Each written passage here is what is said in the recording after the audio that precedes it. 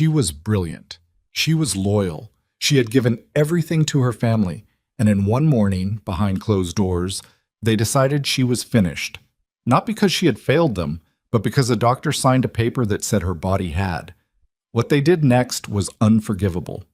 But what she became after? That is the story they never saw coming. Stay with me until the end. Hit like and drop a comment telling me what city you're watching from. I want to see how far this story travels. The silence came before the words did. That was the thing Serena Valenti would remember longest. Not the diagnosis, not her mother's voice, not the way her father's jaw tightened like he was holding back something he'd already decided. It was the silence that hit first, thick and deliberate. The kind that settles into a room when everyone already knows something and is waiting for the last person to catch up. She had walked into that conference room at 8 in the morning carrying 2 leather folders and a revised projection report for the Valenti Group's expansion into the Frankfurt market. She had been working the deal for 11 months. 2 competing firms had tried and failed to crack the German consortium. Serena had done it through 6 weeks of back-channel negotiations conducted mostly between midnight and 4 in the morning in 3 languages, with a cup of cold coffee and a legal pad she'd filled front and back. She was 31 years old. She had never once been told she was doing enough. The marble conference table sat 12. Every chair was filled. Her father Alessandro at the head, flanked by her uncles Renato and Carlo, the family's chief legal advisor Edmondo Fiori, 2 senior investment partners, and at the far end, where he didn't usually sit, Dr. Matteo Orsini, the family physician, a man she had known since she was 9 years old when he'd set her broken wrist after she fell from a garden wall. She noticed immediately that no one had saved her a seat. She stood in the doorway for just a moment, a second, maybe 2, before her father gestured to a chair pulled slightly back from the table against the wall. Not at the table, behind it, like an audience member. She sat. She set her folders down on her knees. She looked at Dr. Orsini. He did not look back. Alessandro Valenti cleared his throat. He was 63 years old, white-haired, with thick hands built for handshakes that meant something and eyes that had calculated odds in dark rooms for 4 decades. He was not a man who stumbled over difficult conversations. He delivered them like transactions.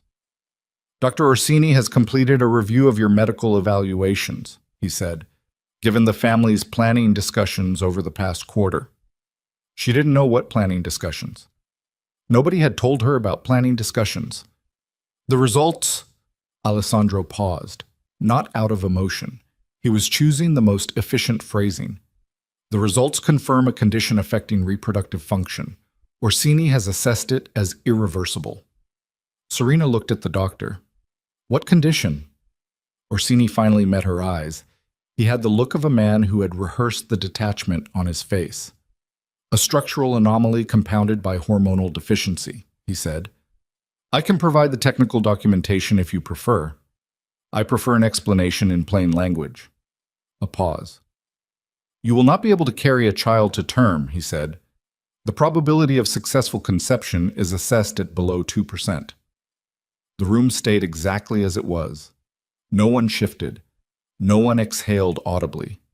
It was as if they had already processed this information and were now watching her catch up to it in real time, which she was. She sat very still. The leather folders on her knees felt suddenly absurd. 11 months of Frankfurt negotiations, 400 pages of financial modeling.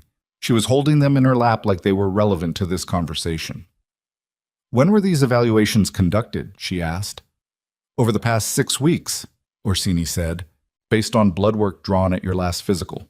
I wasn't told they were evaluating fertility. The scope of the physical was broad. That's not what I asked. Another pause. Orsini looked at Alessandro. Alessandro gave nothing back. Serena looked around the table. Her uncle Renato was studying a spot on the wall above her head. Carlo had his hands folded on the table, his expression the careful neutral of a man who had opinions he'd been told to keep quiet. Edmondo Fiori had a pen in his hand and was not writing anything. Is there a second opinion? She asked. Dr. Orsini is the most respected specialist in northern Italy, Alessandro said. That doesn't answer the question. It effectively does. She stopped. Something was crawling up through her chest. Not grief yet, it was too early for grief. Something more like the sensation of standing on ground that has started to move. She pressed her feet flat against the floor. What is the purpose of this meeting? She said. Alessandro opened a folder in front of him. The Cataneo alliance has been progressing well. Gianluca Cataneo has expressed strong interest in a formal engagement arrangement. The families have been in preliminary discussion for several months. Several months, without her knowledge. However, he continued, the Cataneo family has made clear that the continuity of bloodline is a fundamental condition. She understood now. The meeting, the chair against the wall, the physician, all of it. You already told them, she said. Alessandro did not deny it. It was necessary to be transparent before terms progressed further. You told them before you told me. The room was very quiet. Outside, somewhere in the estate grounds, a gardener's machine was running, the faint drone of it pressed against the glass. Serena. Her father's voice was not unkind. It was the voice he used when he was closing a negotiation that wasn't going the direction he'd preferred, but was still being closed. The situation is what it is. We are working through its implications. By discussing my engagement without my knowledge. By protecting the family's interests during a sensitive period. She looked at him for a long moment. Alessandro Valenti held her gaze without flinching. He had never been a man who flinched. She had inherited that from him, or thought she had. I'd like to see the full medical report, she said. Of course, Orsini said, and placed it on the edge of the table nearest her. She stood, picked it up, tucked it under her arm. She picked up her 2 leather folders. She walked out of the conference room without another word, and the door clicked shut behind her with that soft, expensive sound that old Italian architecture made when it closed you out of something. She did not cry in the hallway. She would not give the hallway that. She walked to her office on the 3rd floor. Her real office, not the guest reception room they had originally offered her when she'd insisted on a professional workspace inside the estate, the one she'd taken over and rebuilt over 5 years into a functioning command center for everything that actually kept the Valenti Group operational. She closed the door. She sat down behind her desk. She put the medical report face down on the glass surface and put both palms flat on the top of it and breathed through her nose until the shaking in her hands stopped. Then she turned it over and read it. It was 8 pages. Technical language, dense and precisely formatted. She had enough medical literacy to follow most of it. She'd educated herself on everything that touched the family's interests, and that it included a period 3 years ago when she'd quietly guided the group through an acquisition of a pharmaceutical distribution company and learned more than she'd needed to about clinical terminology. She read the report twice. It said what Orsini had said it said. She set it down. She looked at her window. Outside was the north garden, the fountain, the iron gate beyond it, and the hills beyond that, green and ordinary and completely indifferent. She thought about Gianluca Cataneo. She had met him 4 times. He was pleasant in the way that men who had never needed to develop personality were pleasant, glossy, well-dressed, unremarkable. She had not been in love with him. She had understood the arrangement for what it was and had been prepared to make something functional from it, because that was what her life had always been, making something functional from whatever was handed to her.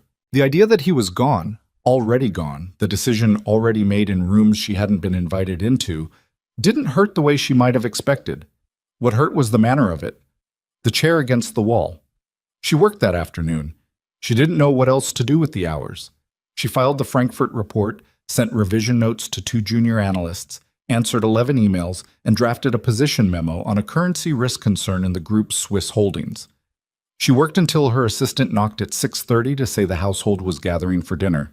She did not go to dinner. Her mother found her at 9 o'clock. Claudia Valenti was 57 and had the bearing of a woman who had trained herself since girlhood to show only the emotions that served her.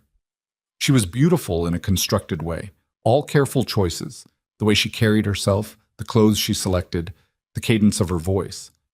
She had married into the Valenti family at 22 and had spent 35 years learning exactly how much softness to show and exactly when to put it away.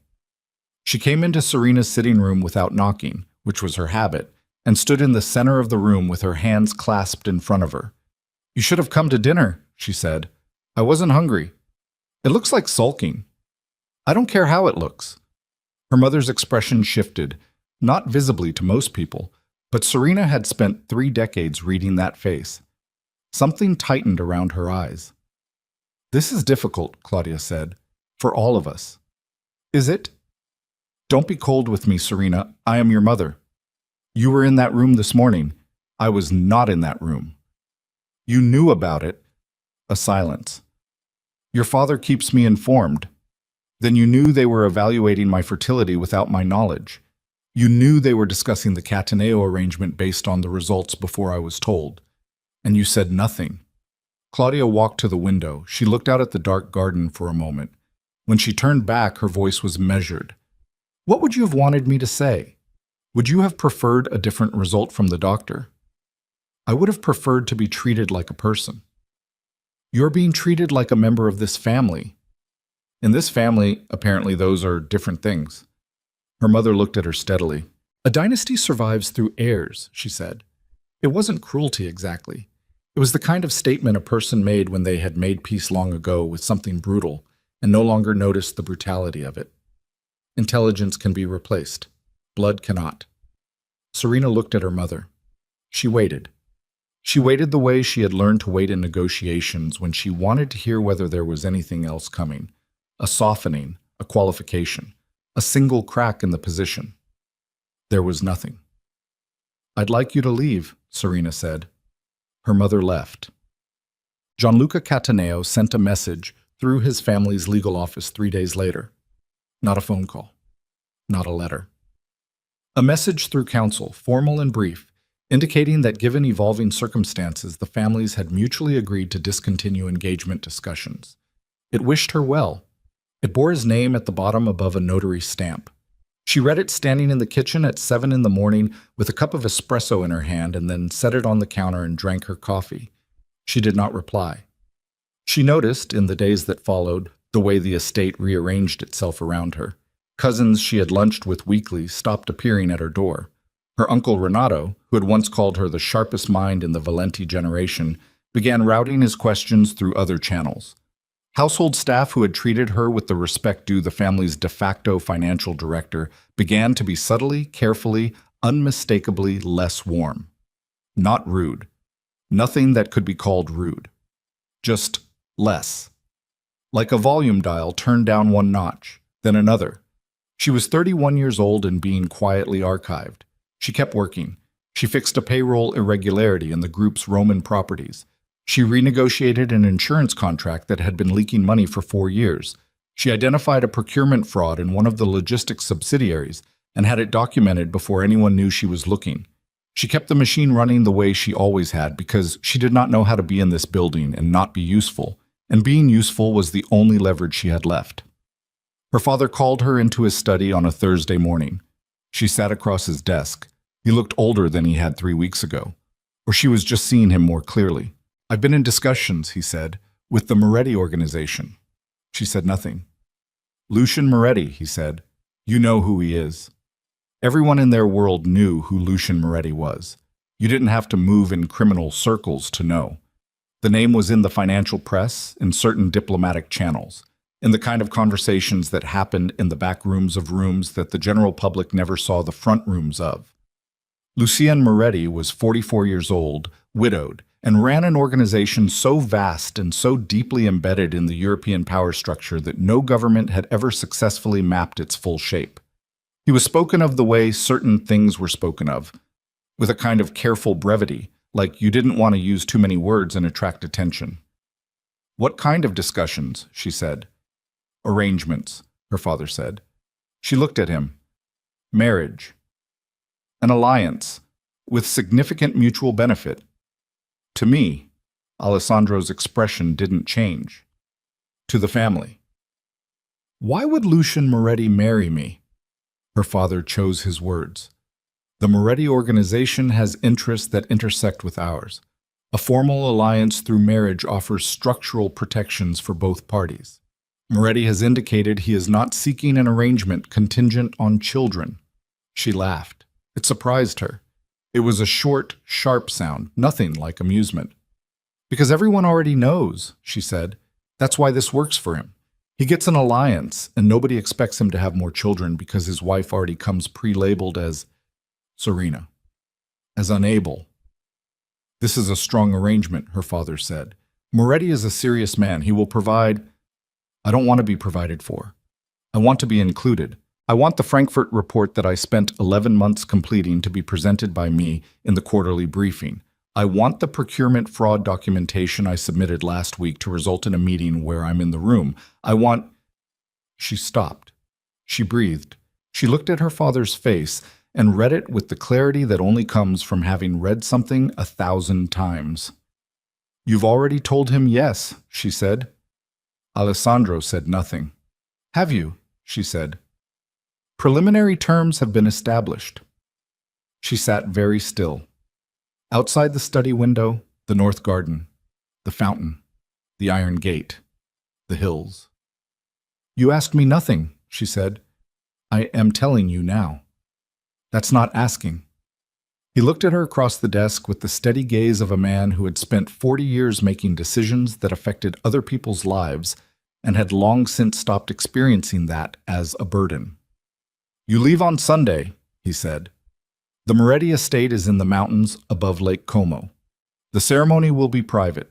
His team will be in contact about the arrangements. She stood. She picked up nothing. There was nothing to pick up. She walked to the door and put her hand on the frame and stopped without turning around. Did you ever, she said quietly, think I might have been worth fighting for? The silence that came back was the same silence she had walked into that first morning, dense, already decided, final. She walked out. She spent 2 days in her rooms. She did not eat much. She went through her professional files and made arrangements. She left detailed transition notes for every ongoing project, written with the thoroughness of someone who knew they were not coming back. She wrote them without bitterness. The work was the work. It deserved to be completed correctly, regardless of what she felt. On the third evening, she was sitting at her window when her phone lit with a message from an unknown number. I have been told you are intelligent. I have also been told other things about you that I don't consider worth my time. I'll expect you Sunday. If you have questions before then, ask them. L.M. She stared at the message for a long time. Then she wrote back, I have one question. Why? The response came 4 minutes later. Because I need someone competent, and because I was told you were being discarded for reasons that have nothing to do with competence. I find that interesting. She set the phone down. She looked at the garden in the dark. She didn't know what Lucian Moretti was. She didn't know if the gentleness in those sentences was real or constructed. She didn't know if she was being moved from one cage to a larger one or if something else entirely was happening. But she got into the car on Sunday morning with one bag and the sealed copy of her medical report tucked into the inner pocket of her coat, and whatever was left of a life she had not chosen, and she drove toward the mountains. She did not look back at the estate. She had spent 31 years looking at it from the inside, and it had never once looked back at her the way it should have. What waited at the end of that mountain road she didn't know. But 2 hours into the drive, when the trees thickened and the road narrowed and the lake appeared below them in the gray morning light, her phone buzzed one more time. This one wasn't from Moretti. It was from an address she didn't recognize. No name, no signature, no context. Just a photograph of her medical report. And beneath Dr. Orsini's signature, handwritten in blue ink, 3 words she had not seen when she'd read it in her office that morning. She knows nothing. The photograph burned in her hand the entire rest of the drive. Serena did not show it to the driver. She did not call anyone. She sat in the back of the black car with the phone face down against her thigh and watched the lake disappear behind the tree line and thought about those 3 words in blue ink until the thinking stopped being useful and became something else. Something closer to the specific cold that settles in when you realize a room you thought you understood has a door you never noticed. She knows nothing. Written below the signature. Not typed. Handwritten, which meant it was added after the formal document was completed, which meant someone had access to the original. which meant the original existed somewhere other than where she'd been told it did. She turned the phone over, looked at the photograph again. The handwriting was small, slanted slightly left, the kind of penmanship that belonged to someone older, someone trained before screens replaced paper. She memorized it. Then she deleted the message, cleared the deleted folder, and put the phone in her coat pocket next to the sealed copy of the report. She needed to be careful about what she knew, and equally careful about who she let know she knew it. The Moretti estate appeared through the trees like something a person invents when they're trying to describe old power to someone who's never seen it. Not ostentatious, that was what struck her first. She had expected something that announced itself. Instead, the building sat against the mountain with the quiet authority of something that had been there long enough to stop needing to prove it. Stone and dark timber, 4 stories, a long gravel drive flanked by bare-limbed trees, and at the end of it, standing on the front steps with his hands in the pockets of a dark coat, a man who was watching the car come up the drive the way you watch something you've already made a decision about. Lucian Moretti was taller than she'd expected. She didn't know why she'd expected otherwise. Well, his photographs existed, she'd studied them, but photographs compress something about a person. He was lean in the way that men got lean when they moved through the world with constant purpose, no excess anywhere. His hair was dark with gray threading through it at the temples. His face was the kind of face that had lines in it not from age but from use. From years of expressions held back, decisions made in silence, things witnessed that couldn't be unfaced. He opened the car door himself. She got out. He looked at her. Not up and down, not the assessment she'd braced herself for. He looked at her face. "You're tired," he said. "I'm fine." "I didn't ask if you were fine." His voice was quieter than she'd expected. No performance in it. "I said you looked tired." She looked back at him. "It's been a difficult week." "I know what kind of week it's been." He stepped back. "Come inside." She followed him up the steps and through the front door into an entrance hall that smelled like wood smoke and cold stone and something older underneath it. The particular smell of a building that had absorbed decades of weather and human presence and stopped fighting either of them. A woman in her 50s with a severe gray bun and an expression of complete professional neutrality appeared and was introduced as Marta, the household director. 2 men stood back against the wall. Not staff, she could tell immediately, the way they stood, the stillness of them. Lucian didn't introduce them. "Your rooms are on the 2nd floor," he said. "Dinner's at 8 if you want it, later if you don't. There's no schedule for tonight." She looked at him. "That's it? What were you expecting?" She had been expecting documentation, expectations, some version of the transaction being laid out plainly so she knew the dimensions of what she'd walked into. "A briefing," she said. "Terms. We can do that tomorrow." He handed something to her. She looked down. A set of silver keys on a plain ring, heavy, old, the kind of keys that open things made to last. "These are the estate keys," he said. "All of them. Every door." She held them. "Why?" "Because you're my wife, not my prisoner. If you want to leave, the door's open." A pause. "I hope you don't want to leave, but I'd rather you stay because you chose to." She looked at the keys in her palm. She had walked into this mountain prepared for cruelty, prepared to manage it, to work around it, to locate and exploit whatever structural weakness existed in the arrangement and use it to carve out enough autonomy to survive in. She had not been prepared for this. She didn't know what this was yet. She didn't trust it. But she closed her fingers around the keys and said, "All right," and followed Marta up the stairs. Cosette. She did not sleep well.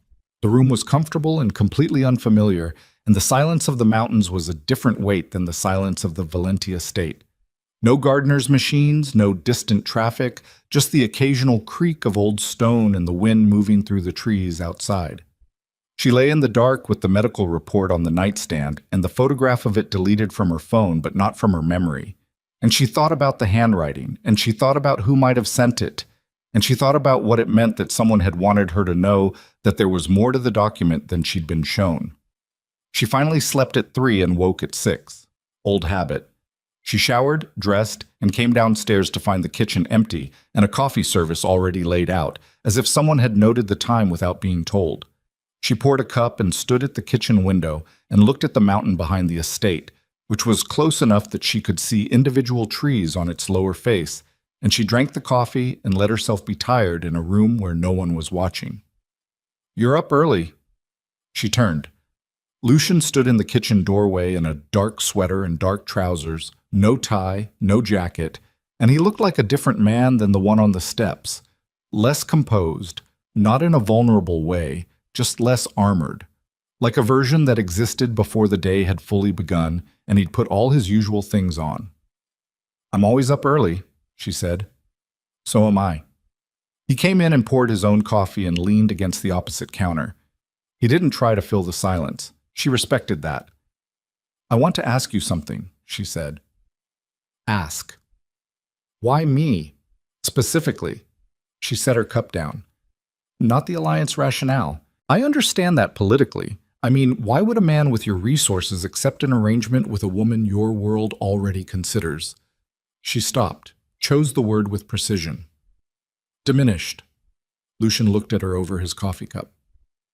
"Because the word diminished tells me everything I need to know about the people who used it," he said, "and nothing about you." "That's not an answer." "It is one." He set his cup on the counter. "I've read your work, not your personnel file. Your actual work. The Frankfurt acquisition. The pharmaceutical analysis from 3 years ago. The procurement fraud documentation you submitted last week that nobody in your family had the sense to act on." He watched her face. "Your father's organization loses approximately 2 million euros annually to inefficiencies that any competent analyst would find within 30 days of looking. You've been finding them for 5 years and filing reports that go into a drawer." Something moved through her chest. "You had me investigated." "I had your professional record reviewed. Yes." He didn't apologize for it. "I wanted to know what I was working with." And you are considerably more capable than the people managing you have chosen to use." He picked up his cup again. "That is why you specifically. I need someone who can do what you can do. The other aspect of the arrangement." A brief pause. "The Cataneo situation. What your family told the world. I want you to know that I don't consider that information relevant to this marriage." She looked at him steadily. "You don't want children." "I have considered the question settled for some years," he said. His voice didn't change, but something moved behind his eyes briefly. Something with depth and old weight to it. She didn't push at it. "All right," she said. "All right," he agreed. Alt. He gave her a workspace that afternoon. Not a guest room made over with a desk in it, an actual office on the second floor with dual monitors already configured, a document management system already running, and a view of the valley below that she would eventually stop noticing, but that first afternoon felt like breathing. He came in at 2 o'clock and placed a manila folder on the desk. "Moretti Capital's European subsidiary has been running a loss in its northern accounts for 14 months, he said. "My financial team has been looking at it. They believe it's a market correction issue. I'm not convinced." She opened the folder. She started reading. He sat in the chair across from her and watched her read with the patience of a man who had learned to measure people by what they did with information rather than what they said about it. She read for 11 minutes. She went back to page 3 twice. Then she put the folder down and picked up a pen from the desk and pulled a notepad toward her. "It's not market correction," she said. "I know. The loss pattern is too consistent. Market correction creates irregular losses. This is structured." She was already writing. "Someone inside the subsidiary is running parallel disbursements, small enough individually to pass automated review, frequent enough to aggregate to significant volume. Your team missed it because they were looking at the quarterly total instead of the disbursement timing intervals." She turned the notepad toward him. She had sketched a rough pattern graph, 3 columns, dates and amounts, and a circled anomaly at the bottom. Lucian looked at it for a long moment. Then he looked at her. The expression on his face was not surprise exactly. It was something quieter, something like recognition. "My team has been reviewing that file for 6 weeks, he said. "How often were they looking at disbursement timing?" "They were not." She put the pen down. You need someone to look at the full disbursement record for the last 18 months. Every transaction flagged by amount range, specifically anything between 40 and 80,000 euros, because that's the band that clears your automatic review threshold. I'll have a preliminary analysis by morning if you can get me the full records tonight.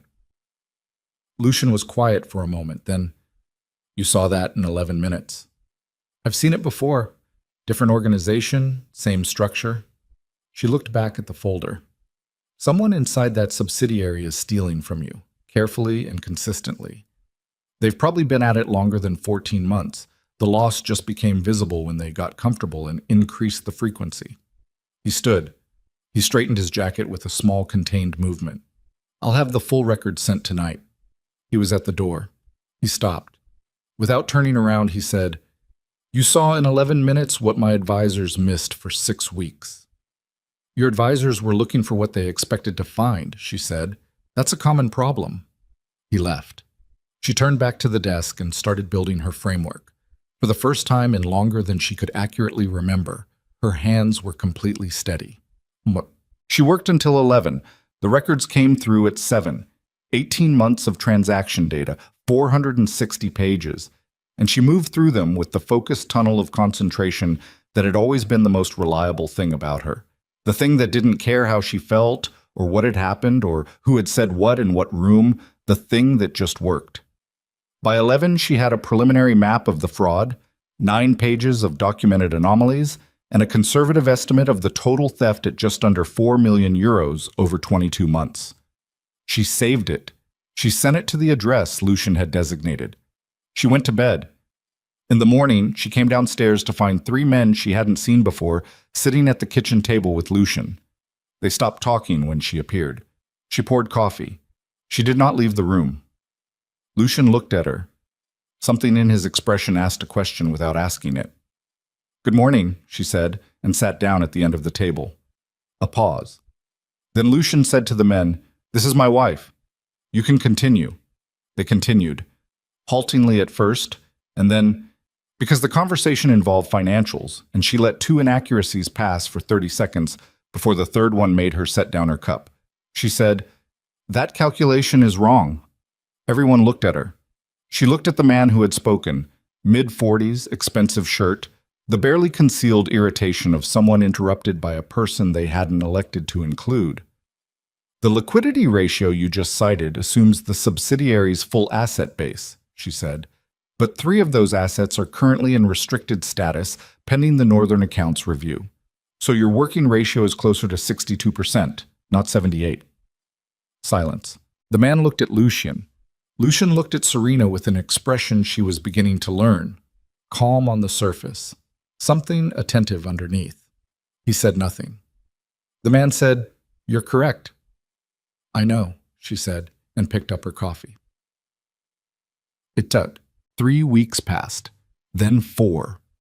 The fraud investigation completed, 2 subsidiary managers were quietly removed, and the financial leak was sealed. The executives who had arrived at the estate in the first weeks with a particular attitude toward her, not hostile, something more dismissive, the specific brand of tolerance that men extend to women they've decided don't count, began one by one to recalibrate, not warmly, not quickly, but she could measure it in the way they positioned themselves in rooms she entered, the way questions that had been directed past her shoulder began to land on her face. She had not become comfortable. She had become useful, which in this world was safer. Lucian was not easy to know. He was present. She had expected distance, cold authority, and instead found a man who showed up to things, who sat in rooms and listened more than he spoke, who left books on her desk with no note attached, books she would open and find herself absorbed in, books on financial structures and international law, and once, inexplicably, the complete works of a 20th century American short story writer she'd never read but couldn't put down. He was careful with her in a way she couldn't fully characterize, not gentle exactly. Nothing in him was soft, but deliberate, like a man who had learned to think before he moved through space. She was not falling in love with him. She was not certain she was capable of that anymore, or whether she'd ever been. But she was learning the shape of him the way you learn the layout of a building you might need to move through quickly in the dark. And what she was learning was that the shape was more interesting than she had expected. One evening in the 4th week, she was in her office at 9 o'clock when he knocked. He always knocked, and came in and sat across from her and said, "Tell me about the Frankfurt deal." She looked up. "Why?"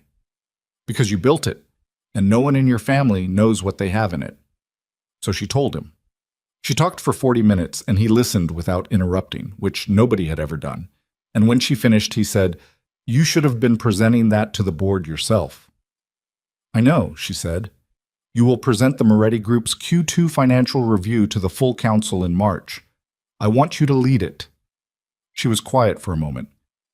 "Your council won't—" "My council will do what makes sense," he said. "And when they see you work, it will make sense to them." He stood. "I am not in the habit of explaining my decisions to people who work for me. But I want you to understand that what I'm offering you here is not charity. I need what you can do. That is a more solid foundation than sentiment." She looked at him. "Most people would call that transactional." "Most people call a lot of things by the wrong name," he said, and left. She sat with that for a while. Then she turned back to her work. The envelope arrived on a Wednesday, 3 days before the end of the 4th week. It was on her desk when she came up after breakfast, which meant someone had placed it there between 7:30 and 8:15, which meant someone with access to the interior of the estate and knowledge of her schedule. It was a plain white envelope, her name on the front. No postmark, no return address, hand-delivered. She stood in the doorway and looked at it for a moment before she crossed the room and picked it up. She opened it. Inside was a single document, 1 page, a medical report, her medical report, but not the copy she carried in her coat.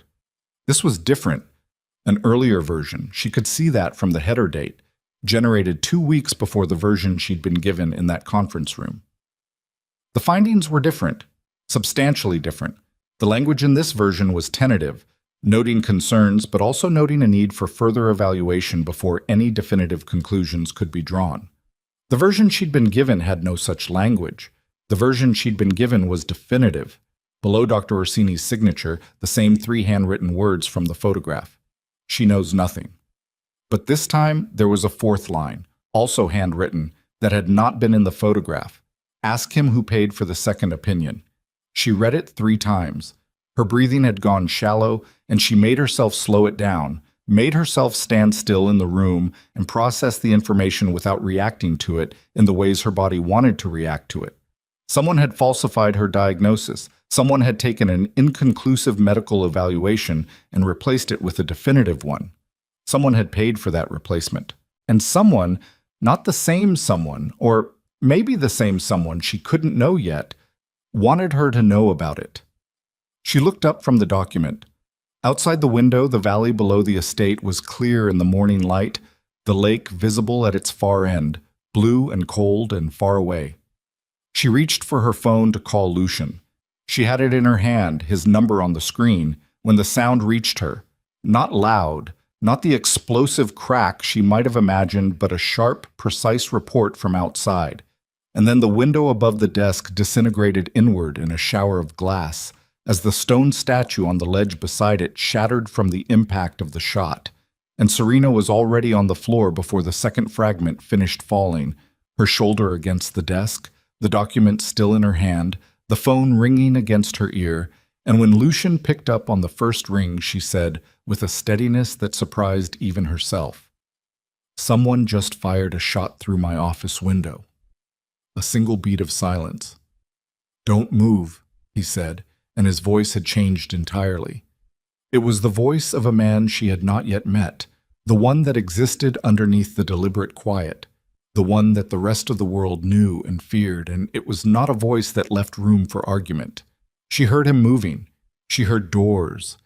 She heard, distantly, shouting in Italian from the floor below. She looked down at the document in her hand. The glass from the window was in her hair.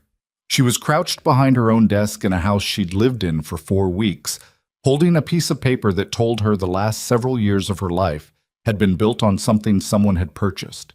And for the first time since she'd sat in that conference room against the wall, what moved through her was not grief. It was something much colder and much more focused and considerably more dangerous than grief. The first thing Lucien did when he reached her office was not speak. He came through the door with two of his men behind him, and he crossed the room in 4 strides and crouched down beside her where she was still pressed against the desk, and he put one hand on her shoulder.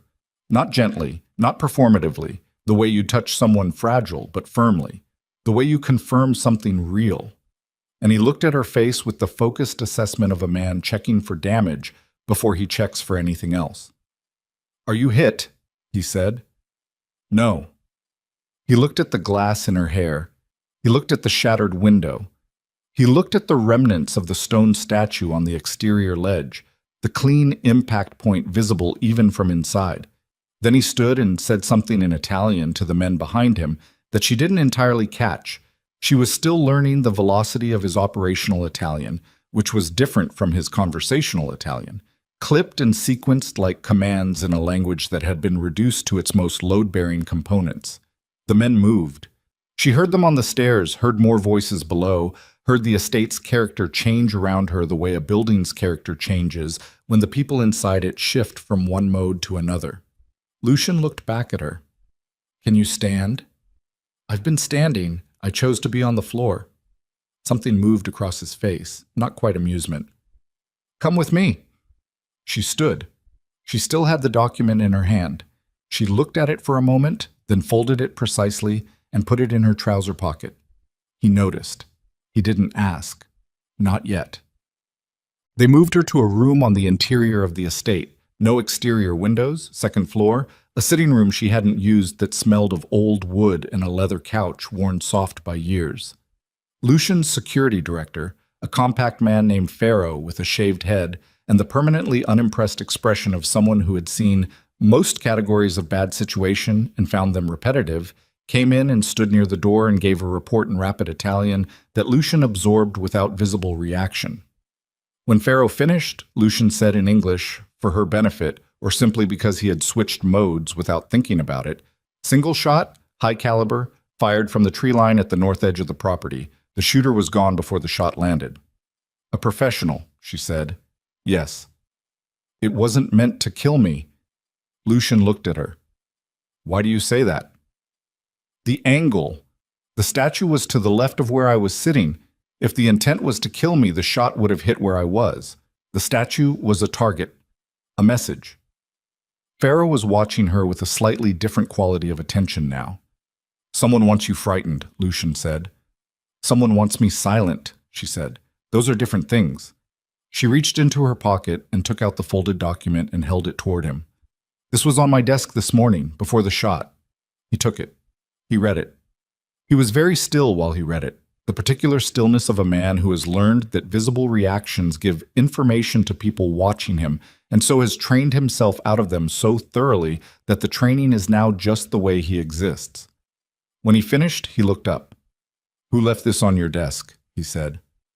"I don't know. It was there when I came up after breakfast. Someone with interior access." He looked at Pharaoh. A single look. Pharaoh left the room immediately. Lucien read the document again. She watched him read it the second time with the same focus she'd felt in herself when she'd first looked at it. The particular concentration of a person building a structure out of new information, laying each piece against what they already know and noting where the shapes don't match. "Ask him who paid for the second opinion," he said, reading the last line. "Yes." He looked at her. "You understand what this means?" "It means my diagnosis was falsified. It means someone paid Dr. Orsini, or someone paid someone who pressured Dr. Orsini, to replace an inconclusive evaluation with a definitive one." She kept her voice level. She had made a decision in the 40 minutes since the shot, while she was waiting for the estate to secure itself around her, that she was going to treat this the way she treated financial fraud, as a system with identifiable inputs and traceable outputs, not as something that had happened to her body and her life and her sense of herself. That reframing was probably temporary. She knew that. But it was what she had available right now. "And the person who sent me the document, both times, the photograph last month and this copy this morning, wants me to investigate." "Or wants you frightened into investigating recklessly," Lucien said. She hadn't thought of that. She looked at him. "Someone is managing you," he said, not unkindly. The question is whether the person managing you wants the truth exposed or wants you exposed while you're trying to find it. The room was very quiet. You think it's a trap, she said. I think it might be both, he said. The truth and the trap can occupy the same space. He folded the document again and held it back toward her. I'm going to ask you something, and I want the honest answer, not the composed one. She took the document. All right. When you read those words, the falsified diagnosis, the paid report, what is your first instinct? Not the analytical response. The first one. She looked at him for a moment. To go back to that conference room and make every person in it understand exactly what they participated in. Good, he said. Keep that. But don't let it move faster than the information. Lucian's private medical facility was 40 minutes from the estate, a clinic that occupied the upper 2 floors of a building in a town small enough to be discreet, staffed by a team that operated under the same confidentiality architecture as everything else in the Moretti organization. He drove her himself, which told her something about the level of his concern, because he was a man with drivers and he used them. The physician was a woman named Dr. Lena Voss, German, 50s, with the kind of direct manner that came from decades of delivering information to people who needed to hear it accurately, regardless of how it felt. She reviewed the documents Serena brought. She asked questions in the efficient, non-leading style of someone trained to collect data without contaminating it. Then she conducted an examination that was thorough enough that Serena spent most of it staring at the ceiling and making herself breathe slowly. Lucian waited outside. She knew he was there. She could hear, very faintly, the floor creak once near the door, the sound of a man who was trying to be still and finding it difficult. Dr. Voss completed the examination. She reviewed something on her screen. She looked at Serena. I need to run a confirmation, she said. Wait here. She came back 7 minutes later. She set a printed result on the examination table beside Serena's hand. Serena looked at it. She read it twice. Then she looked up at the ceiling and said nothing for a long time. The original evaluation's concerns were correct, Dr. Voss said. Her voice was careful and precise and not unkind. There are structural factors that warrant monitoring. However, the conclusion drawn in the second report, the definitive prognosis, is not supported by your current clinical picture. Say it plainly, Serena said. You are pregnant, Dr. Voss said. Approximately 6 weeks. The pregnancy is viable. The ceiling was white, plain white. There was a small water stain in one corner that looked like a country she couldn't identify. The diagnosis I was given, Serena said. Her voice was coming from somewhere outside herself. The one that said I couldn't. Was inaccurate, Dr. Voss said. Whether through error or intent, I can't determine from the documents alone, but the clinical conclusion does not reflect what I'm seeing. Serena sat up. She sat on the edge of the examination table with the printed result in her hand, and she looked at it and she thought about the conference room with the marble table and the chair against the wall, and her mother's voice saying a dynasty survives through heirs, and her father's silence, and Gianluca Cataneo's message through counsel, and the 6 weeks of being quietly archived, and the car ride to the mountains, and every morning she had woken up in the Moretti estate carrying the specific weight of something she had been told was permanent and had been learning to build her life around. Her hands were shaking. She pressed them flat against her thighs. She had told herself she would treat this analytically. That plan was no longer available. The door opened. Lucian came in without knocking, which he never did, and she understood from that alone that something in the quality of the silence had reached him through the wall. He came in, and he crossed to her, and he looked at her face and then at the paper in her hands, and he did not look at the paper. He looked at her. Serena. She held the paper toward him without looking up. She heard him take it. She heard the silence while he read it. Then he did something she had not expected. He knelt. Not in front of her, beside her. He went down on one knee on the clinic floor beside the examination table, and he brought his eyes level with hers, and he looked at her directly and said, You were never broken. She had not cried since the night her mother left her sitting room. She had made a series of decisions since that night about what she was going to do with herself, and none of them had involved crying because crying had felt like something that belonged to a person with the luxury of falling apart, and she had not been that person. She was not entirely sure she was that person now. But something broke loose in her chest, something that had been load-bearing for a very long time, and she put her hand over her face and she cried in a clinic room 40 minutes from a mountain estate with a man she had known for 5 weeks kneeling on the floor beside her, and he didn't speak, and he didn't move away, and after a while he put his hand on her back. The same firm, confirming pressure as before, the touch that said, "You are real. This is real. I'm not going anywhere." And she cried until the thing was empty, and then she stopped. She took the paper back. She folded it carefully and put it in her pocket next to the other document. "Someone paid for the false diagnosis," she said. Her voice was rough but steady. "I need to know who." "So do I," Lucian said. He did not wait. That was the thing about Lucian Moretti that she was still calibrating. The space between his decisions and his actions was very small, almost invisible, and once a decision was made, the machinery of it began moving immediately and comprehensively.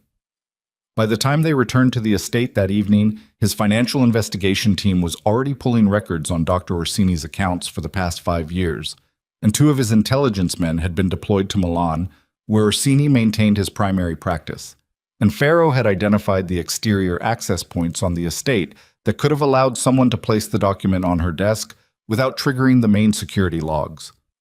She sat in her office. The window had been boarded over with a sheet of heavy timber that smelled of sawdust, and she worked. She built a timeline. She had the original evaluation date, the falsified report date, the date it had been delivered to her father's conference room, the date of Gianluca Cataneo's withdrawal. She mapped the financial implications, the Valenti-Cataneo alliance that had been discontinued, the assets it would have transferred, the inheritance structures that would have been affected by her marriage into that family. She looked for who benefited from those structures failing. She looked for who benefited from her specifically being the point of failure. At 11:30, Lucian's lead financial investigator sent through the first layer of Orsini's records. She found it in 40 minutes.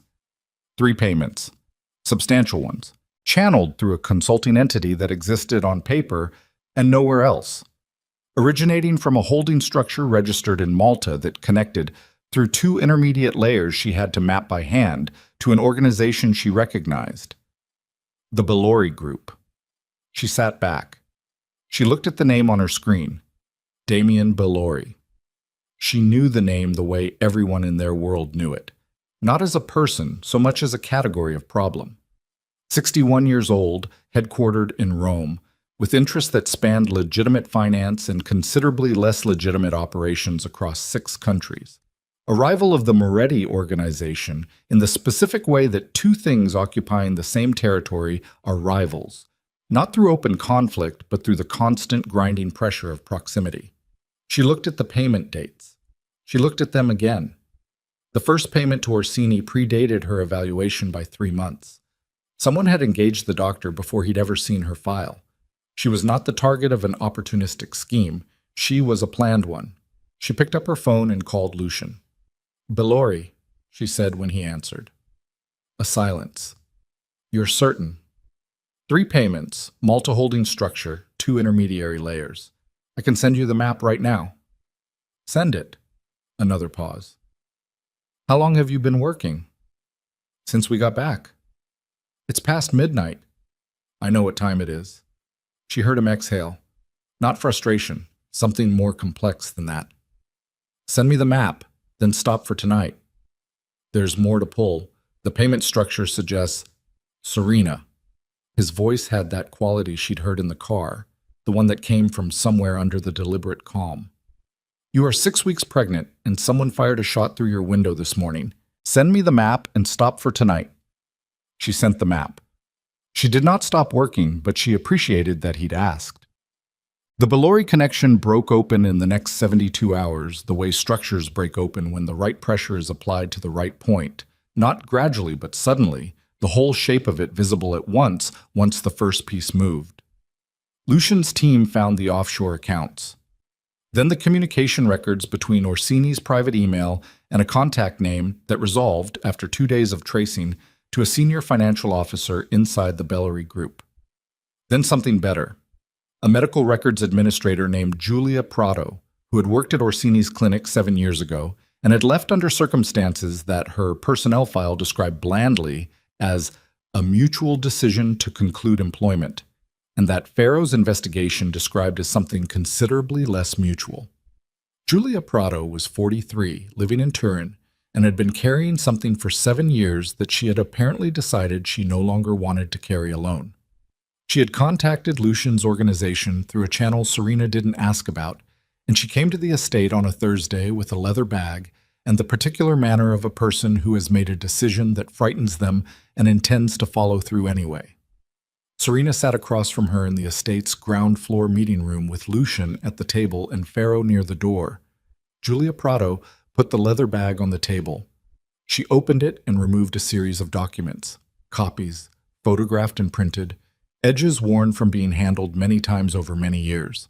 She laid them out with the careful deliberateness of someone who has arranged and rearranged something in their mind so many times that the physical act of laying it down feels almost ceremonial. "I should have done this years ago," she said. "Tell me what you know," Serena said. Julia looked at her. "It wasn't just you." Serena went still. "Dr. Orsini's arrangement with the Bellary organization, it began 8 years ago. You were not the first. There were others." Julia's hands were flat on the table, pressing down. Women from families Bellary wanted to control, families where inheritance, alliance, or power structures could be redirected if the right marriages failed or the right heirs didn't appear. She looked at the documents in front of her. "I processed the files. I filed them. I didn't understand what I was looking at for the first 2 years, and by the time I understood it, I was frightened enough to leave and not frightened enough to come forward." A pause. "I've been frightened enough to come forward for the last 3 years. I just needed a reason to believe it would matter." Serena looked at the documents. Names, dates, patient reference numbers, a ledger column that corresponded to payment records.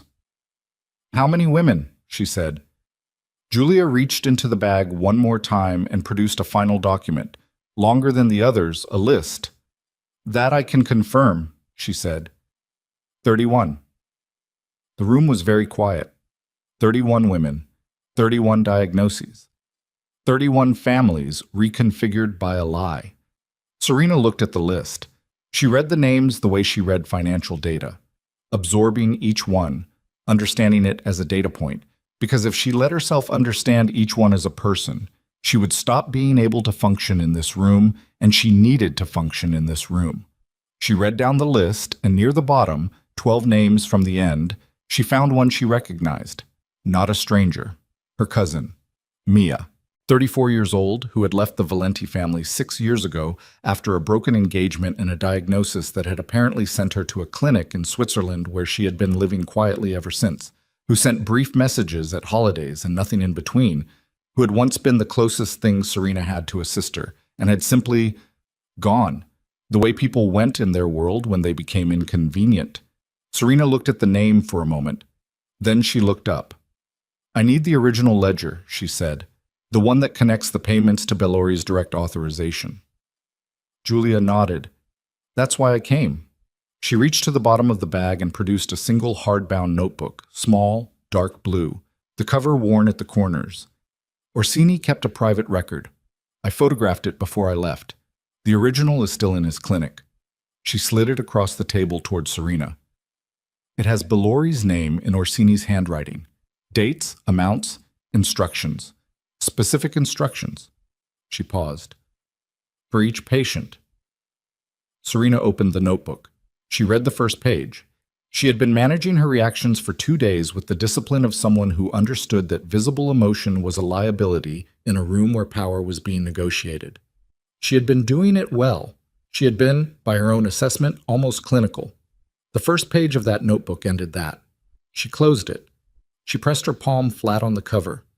She breathed through her nose, 3 counts in, 4 out, the way she'd taught herself in high-pressure negotiations when the other side said something she couldn't let herself react to in real time. Lucian was watching her. He said nothing. She opened the notebook again and kept reading. Julia Prado left the estate at 4 in the afternoon with Pharaoh's team, escorting her to a location Serena wasn't told about and didn't ask about. She had served her function as a witness, and now she needed to be somewhere safe, and Serena trusted that Lucian's definition of safe was considerably more robust than most. She was in her office. She had moved back to her office, boarded window and all, because she refused to be managed out of her own workspace by a shot that hadn't hit her, when Lucian came in at 5. "We have enough for the council," he said. "We need the original ledger," she said. "The photographs Julia provided are strong but not unimpeachable. Bellary will argue forgery." "I know." "The original is at Orsini's clinic in Milan." She turned her chair toward him. "I want to go." "No." "Lucian, the shot through your window was not a coincidence timed to the document arriving on your desk," he said. His voice was level, but it had that density in it, the weight of a man saying something he's already decided and is now informing her of. "Someone knew you received information. Someone moved to contain you within hours. If you go to Milan, you are a target in an environment I cannot control as completely as I can control this one. And if we send your people without me, Orsini won't produce the original to strangers. He's frightened. Frightened people respond to familiar faces. You are not a familiar face to Orsini. You are the subject of the document he falsified." "I am exactly the person whose existence makes that ledger matter," she said. "And he knows it. He's been waiting for someone to come and give him a reason to stop carrying this." Lucian looked at her for a long moment. She held the look without backing away from it. "You can't know that," he said. "I know frightened people who know they did something wrong," she said. "I've been negotiating with them for 10 years. Orsini didn't send me those documents, but someone with access to his files did, and they did it because they wanted pressure applied, and the most effective pressure in this situation is me walking through that door in person." Another long silence. The boarded window behind her creaked faintly in a draft. "Tomorrow morning," he said finally. "My team, my vehicles, my route. You do not go anywhere inside that building without one of my people within arm's reach." Agreed. He didn't move immediately. He stood looking at her with an expression she hadn't seen on his face before. Something that was not strategic, not operational, something that had nothing to do with the Bellary connection, or the ledger, or the council. "Are you sleeping?" he said. "Enough." "That's not what I asked." She looked at him. "Some," she said honestly. "It's been a difficult week. The appointment with Dr. Voss." He stopped, started again. "There are things you should be doing. She gave you a list." She had the list. She had read it 4 times and had not, in the intervening 72 hours, done most of what was on it because every available hour had been occupied with documents and timelines and Julia Prado's leather bag. "I know," she said.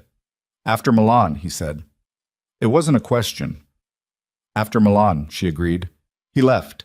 She turned back to her screen. She pulled up the map she'd built of the Bellary payment structure and began adding the new nodes from Julia's documents, and the picture that emerged as she worked, the full scale of it, 31 women, 8 years, a systematic campaign to reshape power across multiple families by removing women from equations where they had been variables and turning them into constants, was so large and so cold and so deliberate that she had to stop twice and just sit with it before she could continue. She thought about Mia in Switzerland. She thought about 30 women she didn't know who had each sat in a room somewhere and been told something that wasn't true and had built their grief around it the way you build a life around any fact you believe to be permanent. She thought about the child she was carrying that she had not yet fully allowed herself to think about as a child, because the thinking of it as a child meant the whole weight of what had been taken from her landed at once, and she needed that weight to land somewhere controlled and at a time of her choosing. She looked at the map on her screen. Damien Bellori's name sat at the center of it, connected by lines to Orsini, to 31 patient files, to 8 years of payments, to a network of human damage so carefully engineered that it had operated invisibly for nearly a decade. Tomorrow, she was going to Milan. She was going to stand in front of the man who had signed her name to a lie, and she was going to take the original ledger out of the building it had been sitting in for years. And then she was going to bring it back, and she was going to put it in front of every powerful person in their world who needed to see it, and she was going to make sure that what Bellary had built over 8 years came apart in a way that he could not negotiate or threaten or buy his way out of. She was not afraid. She should have been, probably. The shot through her window, the managed documents, the scale of the opposition she was now positioned against. But she had spent her entire life being underestimated by people who had decided in advance what she was worth. And she had learned that being underestimated was not a disadvantage if you were paying attention to it, and she had been paying very close attention for a very long time. She saved her work. She turned off her screen. She put her hand flat against her stomach, once, briefly, a single gesture that she didn't examine too carefully. And then she stood up and went to find something to eat, because Dr. Voss's list had said that at minimum she needed to eat, and tomorrow was going to require everything she had. Milan was gray and cold and smelled like diesel and old stone, and Serena sat in the back of the lead vehicle with her hands in her lap and watched the city move past the window and thought about nothing except what she was about to do. 3 vehicles. 6 of Lucian's men distributed between them. Pharaoh in the front seat of the middle car, which was hers, with a driver who had not spoken since they left the estate 4 hours ago and seemed to consider silence a professional standard. Lucian was in the rear vehicle. She had told him he didn't need to come. He had gotten into the rear vehicle without responding to that. The clinic occupied the upper 2 floors of a building on a narrow street in a quiet part of the city. The kind of street that belonged to a certain category of discreet professional, where the signage was small and the clientele arrived and departed in vehicles with tinted windows, and no one asked questions about anyone else's business. The building's ground floor was an architectural firm. The 2nd and 3rd floors were Orsini's. They parked. Pharaoh came around and opened her door and stood close enough that his shoulder nearly touched hers as she got out, and she understood that this was not deference but positioning, and she did not argue with it. They went in through the main entrance. The receptionist at the front desk, young, controlled, the particular blankness of a person trained to reveal nothing, looked at Pharaoh and at the man behind Pharaoh and at Serena, and reached for the phone. "Tell him Serena Valenti is here," she said. "He'll see me." The receptionist hesitated. Pharaoh looked at her. The receptionist picked up the phone. They waited 4 minutes. The elevator opened and a man in his 60s came out. Not Orsini, an assistant of some kind, with the frightened efficiency of someone who had been sent down to manage a situation they hadn't been briefed on. He looked at Serena. He looked at Pharaoh. He said, "Dr. Orsini is with a patient." "He's not," Serena said. A pause. "Tell him I have the Malta payment records," she said. "Tell him I have the ledger photographs. Tell him the only question remaining is whether he wants to be the person who came forward or the person who was exposed." The assistant went back upstairs.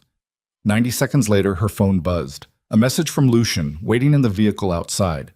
"He's on the 3rd floor, East office. He dismissed his staff 10 minutes before we arrived. He knew you were coming." She read it. She looked at Pharaoh. "He knew," she said. Pharaoh's expression didn't change, but something shifted in his posture. Could be our approach was observed. Could be someone told him. She put the phone in her pocket. "It doesn't change what we came for. It changes how we read what he tells us." The elevator came back down. The assistant held the door. Matteo Orsini looked like a man who had not slept in several days, which was information. He was standing when she came into the East office, standing behind his desk, which was the positioning of someone who wanted the furniture between them. And he was wearing the same careful neutrality she remembered from the conference room 6 months ago, but thinner now, the way a performance gets thin when the performer is too tired to sustain it. He looked at her. His eyes went briefly to Pharaoh in the doorway and to the man beside Pharaoh, and then came back to her.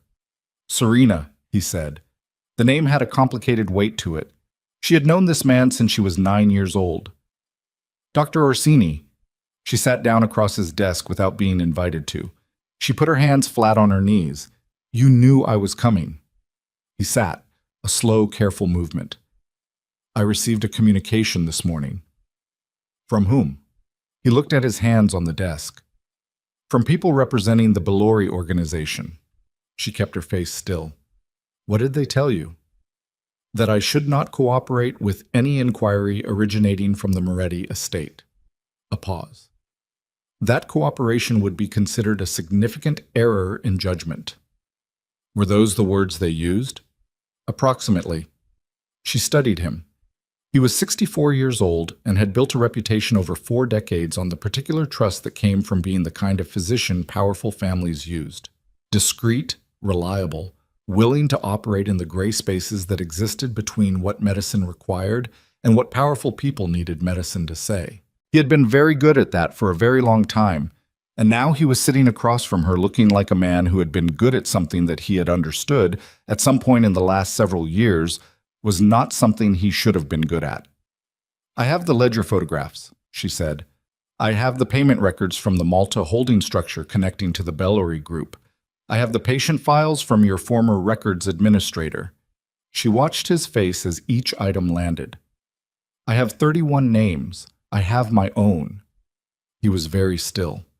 "The only thing I don't have," she said, "is the original ledger, the one in your handwriting, the one that has Bellori's name and Bellori's instructions and Bellori's authorization for every single entry." He looked at her. His jaw was set, but something behind his eyes was moving. The specific interior motion of a man doing final calculations on a position he's held too long and is now deciding whether to defend or surrender. "They will kill me," he said quietly. "Possibly," she said, "or they will decide you are more liability than asset and remove you regardless of what you do. You've known too much for too long, and they fired a shot through my window 2 days ago, which tells me they are moving into a mode where loose ends are being addressed." She leaned forward slightly. "The ledger is the only thing that makes you valuable to me. As long as you have it and we don't, you're a liability to them and an obstacle to us. The moment you give it to me, you become a witness, and a witness has a different set of protections available to them than a co-conspirator does." The clock on his desk was the only sound in the room. "It's in the floor safe," he said, "behind the cabinet on the south wall." She looked at him steadily. "Get it." He got up. He went to the south wall. He moved the cabinet. It was on wheels, had been modified at some point specifically to be movable, and he crouched down and she heard the combination mechanism, 3 rotations, the soft, heavy sound of the safe door swinging open. He stayed crouched for a moment with his back to her, and she watched his back with the focused attention of someone waiting to see what a person does when they think they're not being observed, and what he did was put his hand inside the safe and stay still for 3 seconds, and she could not see his face, but she knew the posture of a man saying a private goodbye to something. He stood. He turned around. He was holding a dark blue hardbound notebook, twin to the photographed copy Julia Prado had produced, but worn differently. Handled differently, the corners more compressed, the spine slightly cracked. The original, evidently read and referenced and carried over many years. He walked back to the desk. He set it down. He didn't let go of it immediately.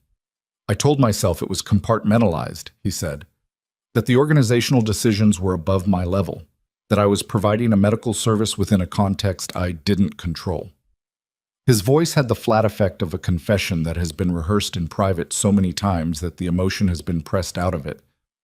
"I told myself that for 3 years, and then I stopped telling myself things about it, because telling yourself things about something you know is wrong is a particular kind of exhausting."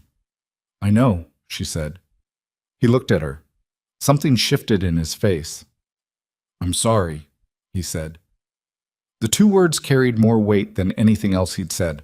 She looked at him for a moment. She thought about 9 years old and a broken wrist and a man with a calm voice who had told her it would hurt for a week, and then it wouldn't.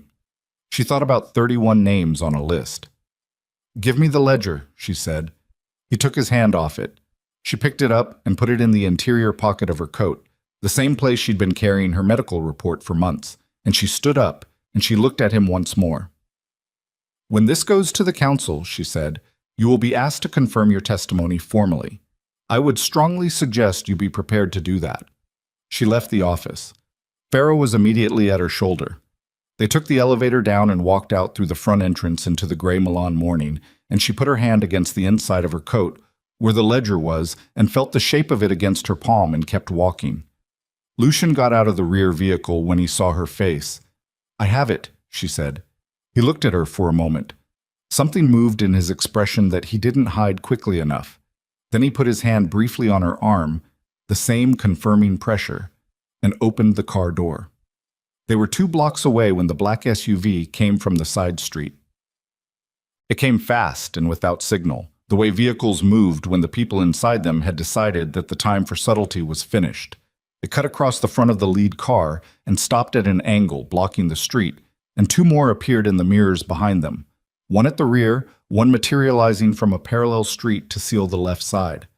Pharaoh said something in Italian, sharp and immediate. The driver braked without locking the wheels. Professional, controlled. The vehicles behind them stopped. Serena's hand went instinctively to the inside of her coat. "Don't move," Pharaoh said. To her. Not a request. She didn't move. Four men got out of the front SUV, dark clothes, faces not covered, which told her something, because men who covered their faces were thinking about witnesses, and men who didn't cover their faces had made a different calculation about how the next few minutes were going to resolve. Two of them she didn't recognize. One of them she recognized from photographs in the Bellary Group's organizational documents. And the fourth, the one who walked slightly ahead of the others, with the ease of a man who understood himself to be in charge of any space he entered, she had not seen in photographs. He was perhaps 60, heavy-set in the way of a man who had once been physically powerful and was now powerful in a different way that didn't require the physical part. He had a quality of complete calm that was not the absence of danger, but its opposite, the particular calm of someone for whom violence was an administrative matter. He stopped beside the passenger window of her car. He looked at her through the glass with an expression of courteous, almost bored acknowledgement. Pharaoh said, very quietly, "That's Bellori." Her pulse was loud in her ears. She had known, abstractly, that the escalation to this moment was probable. The shot through the window, Orsini's warning call, the sealed vehicles in Milan. She had known it and had come anyway, because the ledger required it. But knowing something is probable, and then sitting in a stopped car with Damien Bellori looking at you through the window were two different categories of experience, and her body was responding to the distinction in ways her mind was working to override. The window came down. Pharaoh had done it. She didn't know when he decided to do it, but it was done, and now there was nothing between her and the cold Milan air and the man standing in it. "Signora Moretti," Bellori said. His voice was pleasant. "You've had a productive morning." "I have," she said. Her voice came out level. She was grateful for that. "I imagine you found what you were looking for." "I did." He nodded. "Then you understand that what you're carrying is not something I can allow to circulate freely." She looked at him. She calculated. Lucian was in the vehicle behind hers. She could not see him, could not assess what was happening back there, could not coordinate. She had Pharaoh and the driver in this car and the men in the lead car ahead, who were currently blocked by the SUV across the street. She had the ledger inside her coat. She had, more importantly, the pregnancy that Dr. Voss had told her to take care of, that she had promised Lucian she would take care of after Milan, that was present in this vehicle whether or not it was visible to Damien Bellori. "You have 31 women who would disagree with that," she said. Something shifted in his eyes. Not quite amusement. Women who received medical opinions they found distressing. That's not a conspiracy. That's unfortunate diagnostic practice. That's not what the ledger says. He looked at her coat. He knew exactly where it was. Serena. First name. Deliberate. "You are intelligent. I respect that considerably more than most of the men you work alongside do, so I'll speak to you plainly." He put one hand on the edge of the window frame. "The ledger is evidence of decisions made within a particular operational context that no longer applies. The physician is frightened and has almost certainly overstated his own record's significance. And you—" a pause, the kind that was calibrated. "You are a pregnant woman in the middle of a Milan street, 6 weeks along, which is not the optimal moment to be pursuing confrontation." The cold went through her like a current. He knew. He knew about the pregnancy. She held his gaze. She did not let herself calculate what it meant that he knew, not yet, because that calculation required more than this moment had room for, and the moment required her to be completely present in it. "Then it sounds like you're concerned," she said. His expression shifted by approximately nothing. "I'm practical." "So am I." She moved her hand inside her coat, past the ledger, and came out with her phone. She turned the screen toward him. "The ledger has been digitally photographed in its entirety. Those photographs were transmitted 45 seconds after I walked out of Orsini's building. They're in 4 locations right now, 3 of which are outside Italy. She watched his face. You can take the physical document. The information is already distributed. Silence. A car somewhere a street over, a distant sound of a city that knew nothing about this. Bellori looked at the phone. He looked at her face. He was doing the same calculation she always did when a negotiation reached the point where the variables were known and the question became which party had the worst position. She watched him do it. He stepped back from the window. He said something to the men beside him. The SUV across the street moved. The lead car's engine engaged. The driver beside Pharaoh exhaled a single slow breath. The council meeting, Bellori said, stepping further back. His voice was still pleasant, still calibrated. I look forward to addressing the mischaracterizations there. I look forward to addressing them with you, she said. The window went up. They drove. Nobody spoke for 6 minutes. She counted the time against her pulse, which was still loud but was slowing, returning from its emergency register toward something workable. The city moved past the windows. Pharaoh's eyes were in the mirrors, constantly, his hands flat on his thighs with a tension she doubted he was aware of. Her phone buzzed. Lucian, are you unharmed? Not a question, technically. The punctuation was a period. Yes, she wrote back. The photographs. Were they actually transmitted? She looked at the phone. She had not transmitted anything. She had taken the photographs of the ledger in Orsini's office when Orsini's back was turned, which had taken 40 seconds and had been the most important 40 seconds of the morning. But she had not transmitted them. She had not had time to transmit them. She had told Bellori they were distributed because it was the only leverage available to her in that moment, and she had used it with the same blunt force she would have applied to any other instrument available in a crisis. She wrote back, Not yet. I need 20 minutes and a secure connection. 3 seconds passed. You lied to him. I negotiated. Another pause. Longer. You are going to explain the distinction to me in considerable detail later. I look forward to it, she wrote, and put the phone away. She pulled the ledger from her coat. She held it in her lap with both hands. The cover was worn dark blue cloth, soft with handling. She opened it to the first page. Orsini's handwriting, small, leftward slanting, the same hand as the notation on her medical report. The first entry was dated 8 years and 3 months ago. A patient name, a reference number, a set of clinical codes, and below them, a column of entries in different ink, dates of contact, amounts, initials. DB Damien Bellori, 8 years of DB in the margins, 8 years of a blue pen and a physician's handwriting, and 31 women's futures priced out in a column of numbers. She closed the ledger. She looked out the window at Milan moving past, the stone buildings and the diesel smell and the gray sky that was beginning to show the first pale suggestion of afternoon. Bellori knew about the pregnancy. That meant the Bellori organization had a source inside either the Moretti estate or Dr. Voss's clinic, and identifying which one and closing it had to happen before the council meeting, because if they had a source that ran deep enough they could undermine the evidence presentation before it began. She needed to tell Lucian. She needed to get the photographs transmitted. She needed to identify and contact the other 30 women on the list, because their testimony, even the most fragmented, even the most hesitant of it, would make the ledger not a document but a record of real human damage. And those were different things in front of a council that responded to power dynamics and could choose to overlook a document but could not as easily overlook 30 women with the same story. She needed all of that. And she was 6 weeks pregnant, and she had glass from a broken window still in her hair that she hadn't noticed until this moment when she touched the back of her head and felt the small, sharp fragment there. She pulled it out carefully.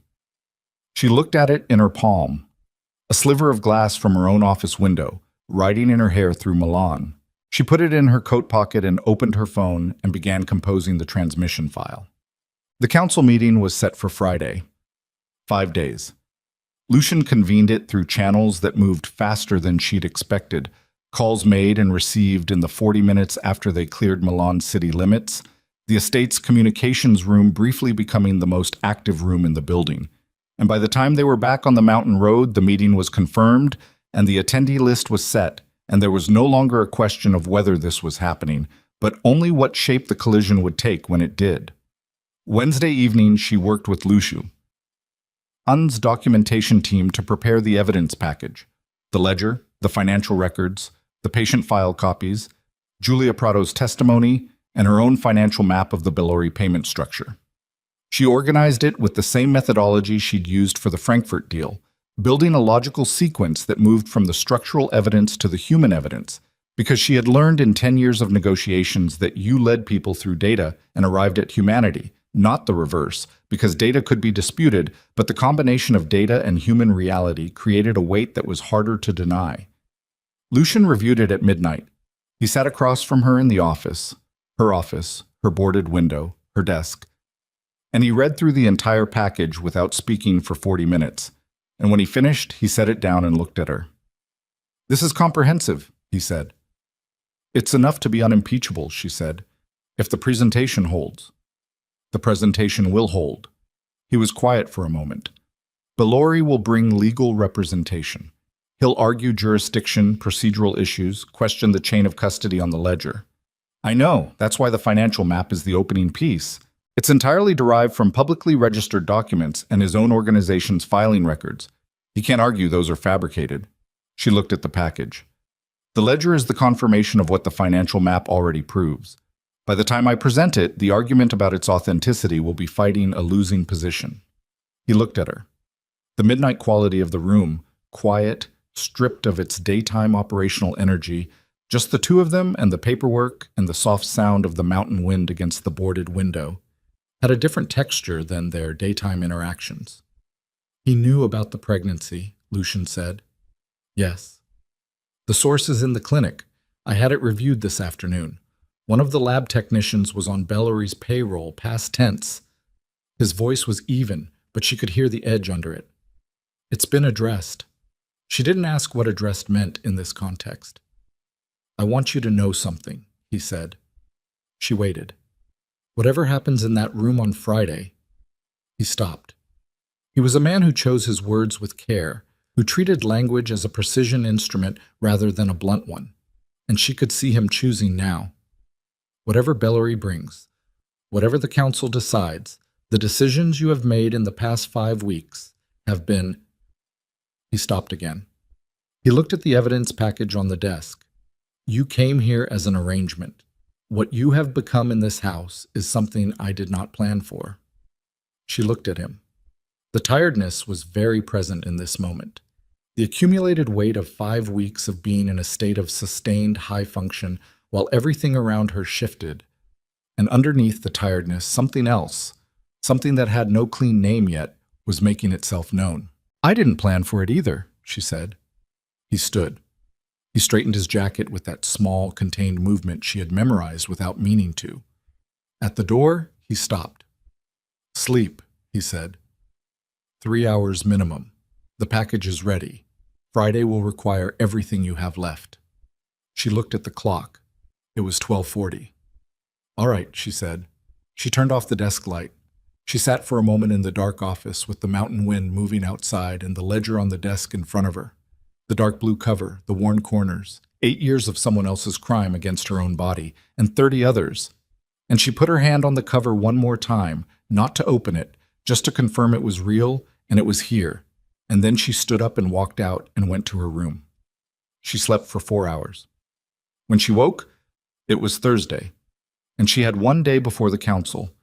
And in the gray mountain morning, she lay in bed with her hand on her stomach for a full minute before she got up, just to sit with the reality of it, the life that had been declared impossible by a paid signature, that had turned out to be the most stubborn and fundamental truth in the middle of everything that had been false.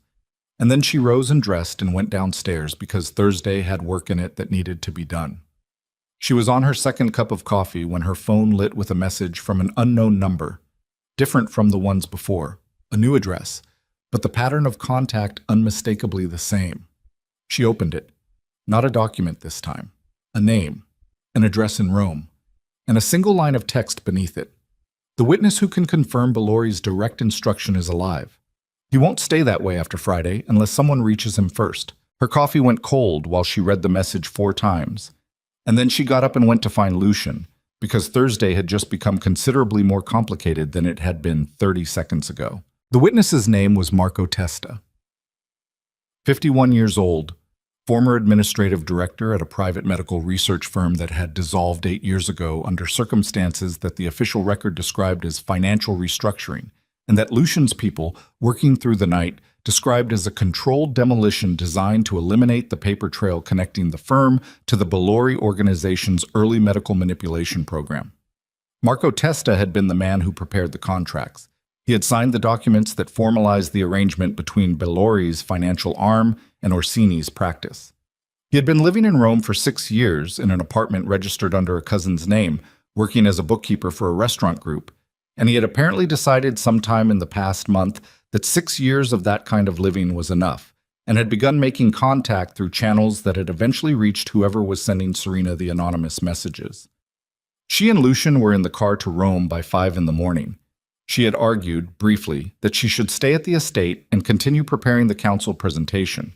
Lucian had looked at her with the specific expression that she had learned meant he was not going to be moved, but was willing to listen to her finish her sentence before telling her so.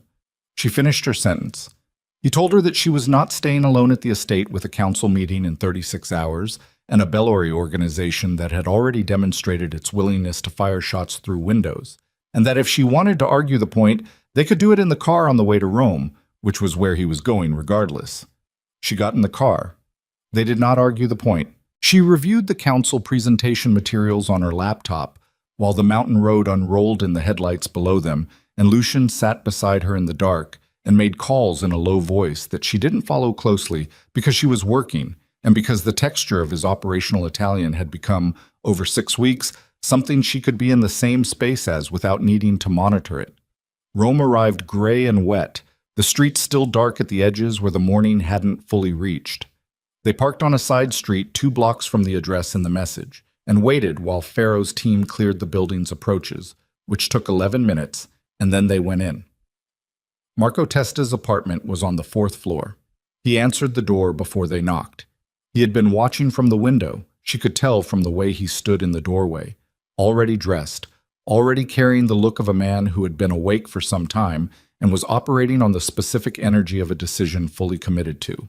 He was smaller than she'd imagined from the description, slight, with gray at his temples and eyes that had the permanent wariness of someone who had spent years being careful. He looked at Serena first, then at Lucian, then at Pharaoh behind them, and some calculation resolved in his face. "You came yourself," he said, to her. "You said he wouldn't stay alive after Friday unless someone reached him first," she said. "I took that seriously." He stepped back from the door. They came in. The apartment was spare and clean, the living space of someone who had learned not to accumulate things that would have to be left behind on short notice. A table near the window with a laptop and several manila folders stacked with the precision of documents that had been organized and reorganized many times. He went to the table and stood beside it with his hands resting on the top folder. "I was the contracts director," he said. "I prepared every formal agreement between the Bellori financial arm and Dr. Orsini's practice. I have original copies of 6 contracts spanning 3 years of the arrangement. They bear Bellori's personal authorization signature, not a delegated signatory, his personal signature, because the arrangement was his personal project, and he ran it with direct involvement because he didn't trust the delegation of something that sensitive." He looked at the folders. "I have carried these for 8 years because I could not find a moment when coming forward felt survivable. And then I heard that someone had taken the ledger from Orsini's clinic, and I thought—" He stopped. He looked at Serena. "I thought perhaps the moment had changed." She looked at the folders. "Why did you stay in the arrangement as long as you did?" He was quiet for a moment. It was the question he'd been asking himself for 8 years, and she could see that from the way he received it. Not defensively, but with the weariness of someone who has a complicated answer they've reduced to the simplest available version. "Because I was afraid," he said. "And because I told myself the contracts were administrative instruments, and the decisions behind them were above my level." He looked at his hands. "I was in that room when Bellori described the program to his senior team for the first time. He called it structural optimization. He said powerful families had too much instability in their succession planning, that controllable outcomes in those situations were commercially valuable." He paused. He talked about women like they were variables in a formula, and I wrote it all down and formatted it into contracts because that was my job, and I was good at it, and being good at your job is a very effective way of not thinking about what your job actually is. Serena looked at him for a long moment. She thought about what to say and decided that what she actually felt was more useful than what she could manufacture. I have 31 names on a list, she said. My cousin is on it. I am on it. I want you to understand what those contracts produced. He looked at her. He nodded once, a movement that had more in it than agreement. I understand, he said. Then give me the folders, she said. He gave her the folders. They were back at the estate by noon on Thursday, with 6 original contracts in hand, and 1 witness committed to formal testimony, and the remaining 31 hours before the council meeting became the most concentrated piece of work Serena had done in her life, which was saying something given the preceding 6 weeks. She and Lucian's documentation team rebuilt the evidence package around the new material. The contracts moved to the opening position, replacing the financial map as the first item, because a contract with Bellori's personal signature was not something that could be argued as misattributed data. It was a piece of paper with a man's name on it in his own hand authorizing a program that had destroyed 31 women's futures, and that was the thing you put in front of a room first, before anything else, because it defined the terms of everything that followed. She worked until 2 in the morning. At 2, Lucian came into the office. She had stopped registering surprise at his appearances. They had developed over weeks, a rhythm that she had not named but that existed, and he put a plate of food on her desk and sat across from her. Eat, he said. She ate. She did not stop reading the document she was reading while she ate, and he sat across from her and reviewed his own materials, and neither of them spoke for 20 minutes, which was the most comfortable silence she had experienced in longer than she could accurately measure. My father will be at the council meeting, she said. He looked up. He's a member of the Allied Council. He has standing to attend. She set down her fork. He will see everything. Yes, Lucian said. I want to be clear that I'm not doing this for him, she said. Or to him. I'm doing it because 31 women are owed the truth being told in a room where it matters. But he will be in that room. I know. I need you to know that won't change what I say, or how I say it. Lucian looked at her across the desk. The lamp between them made the light warm and directional, and the rest of the room was in shadow. I never thought it would, he said. She looked at him. There was something she had been carrying for several weeks that she had not yet put into words, because the words had seemed premature or imprecise, or simply too large for the moments available to them. The moment available right now was not large. They were 30 hours from a confrontation that had the potential to go wrong in multiple serious ways. She was 8 weeks pregnant and had not slept more than 5 continuous hours in 10 days, and the plate of food on her desk was the most direct expression of care anyone had offered her since the night Lucian had knelt on the clinic floor. I didn't know what you were, she said, when I came here. He waited. I expected a transaction, she said. I was prepared to manage a transaction. I had built a framework for living inside one. I know, he said. I read the framework. You were very systematic about it. She almost smiled. The keys, she said, that first night. I didn't sleep for 2 hours after you gave me those keys because I could not find a reason for it that fit the framework. He looked at her steadily. The reason was simple. I had spent a considerable number of years in arrangements where the doors were locked in various ways. I did not want to build another one. She thought about his first wife. She had not asked.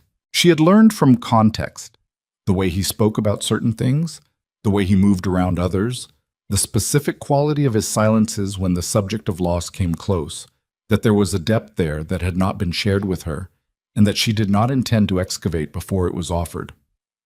After tomorrow, she said. Yes, he said. After tomorrow. She went back to work. He stayed in the room reading, and she worked, and at 3:30 in the morning she closed the last document, and the evidence package was complete, and she sat for a moment looking at it.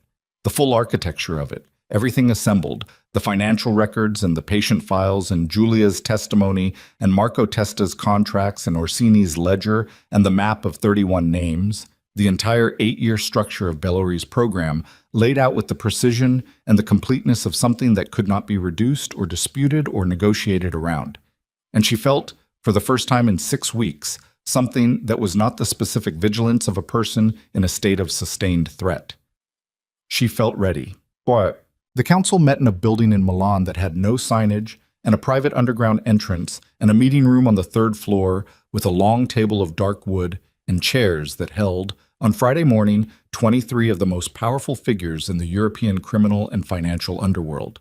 Alessandro Valenti was in the 4th chair on the left. He looked at his daughter when she came through the door, and she looked at him, and neither of them spoke.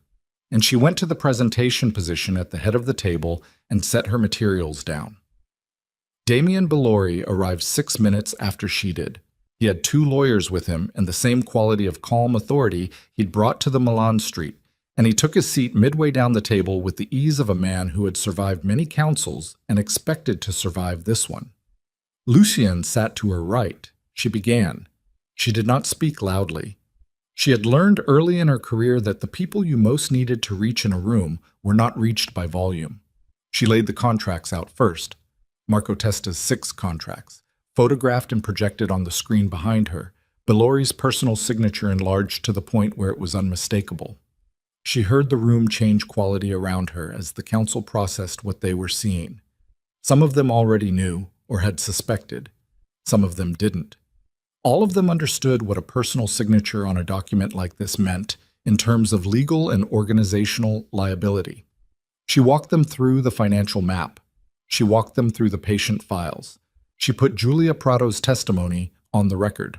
She presented Marco Testa's prepared statement, read aloud by his attorney in the room, detailing the program's origins and Bellori's direct involvement in its design.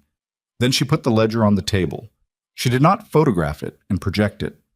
She picked it up from her materials, and she carried it down the length of the table, and she set it in front of Damien Bellori, and she said, "Would you like to verify the handwriting? Dr. Orsini is prepared to provide a confirmed sample for comparison."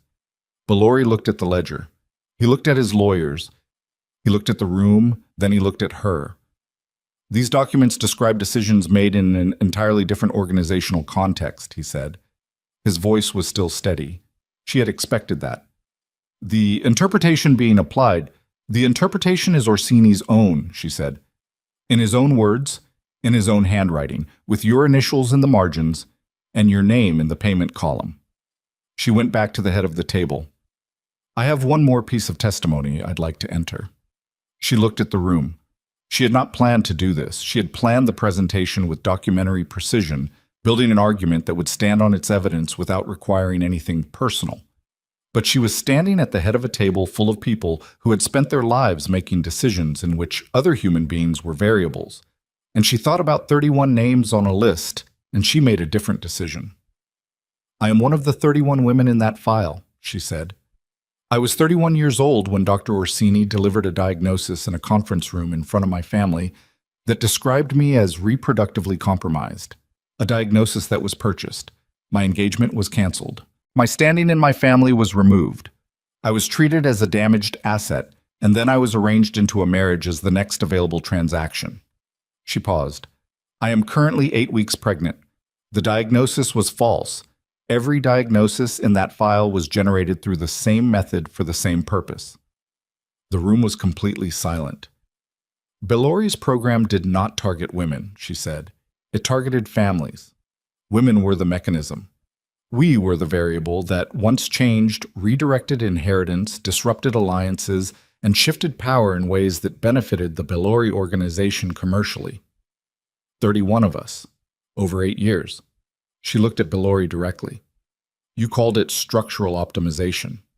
Bellori's jaw was set. His lawyers were writing. The room around him had shifted in a way that was not visible but was absolutely present. The specific shift of a space where the weight of what has been said has redistributed itself and is no longer distributed in the way it was when the speaker began. "The council will require time to deliberate," the council chair said. He was 70 years old and had the face of a man who had processed extraordinary things in his life and continued to find extraordinary things extraordinary. He was looking at the ledger in front of Bellori. Of course, Serena said. She gathered her materials and she went to her seat beside Lucian, and she sat down and she put her hands flat on her thighs and she breathed. His hand covered hers for a moment. Brief. Then it was gone, and he was looking at the room, and she was looking at the room, and they waited. The deliberation took 4 hours. She and Lucian waited in a side room with coffee and a window that looked at a gray Milan street and very little conversation. She was not capable of working in those 4 hours, which was unusual for her, and which she decided not to fight. She sat with the coffee and the window and let the 4 hours be what they were. At one point, Lucian said, without preamble, "My wife's name was Sophia." She looked at him. "She died in a car accident," he said, 8 years ago. "Our son was with her. He was 2 years old. He was looking at the window. I spent several years after that being very efficient and very comprehensive about not feeling anything that wasn't useful." She was quiet. "You're the first person in 8 years who has made that strategy feel inadequate," he said. The words were plain. He delivered them the way he delivered everything.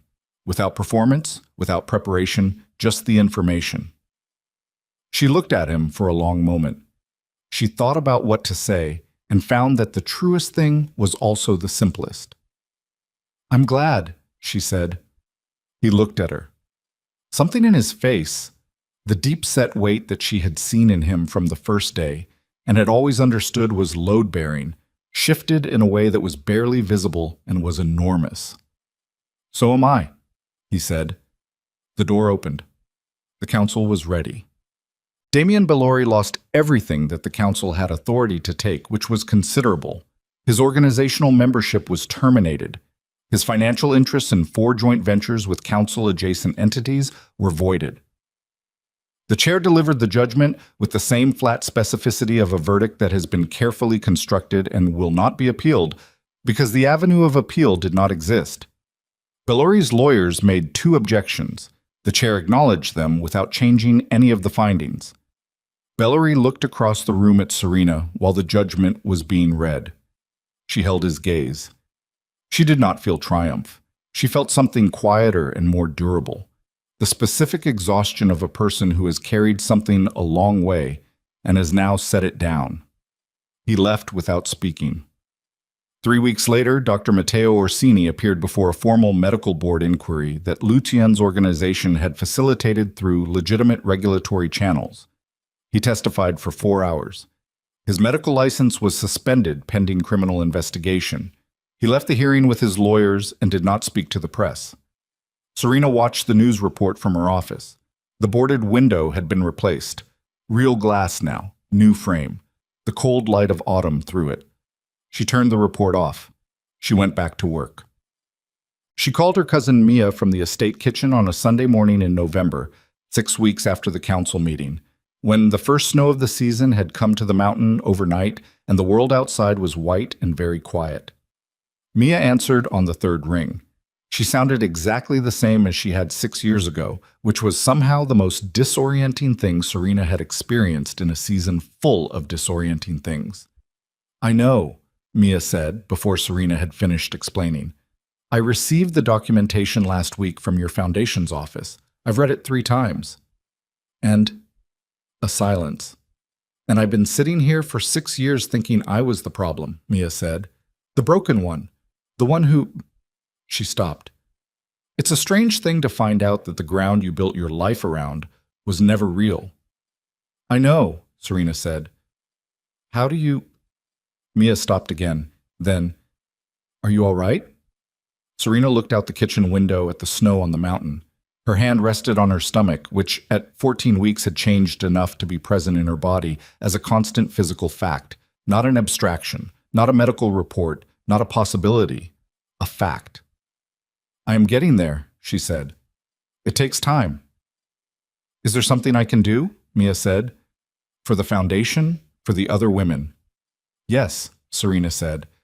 "There is quite a lot you can do. Come to the estate when you're ready. We'll work through it together." A pause. Then Mia said very quietly, "I missed you." Serena closed her eyes for a moment. "I missed you too," she said. Osset. Her father came to the estate in December. She had not invited him. He arrived on a Tuesday morning in a car she recognized, and Marta came to tell her, and Serena stood in her office for a moment with the information and then went downstairs. He was in the entrance hall. He looked smaller than she remembered, which was not a physical fact.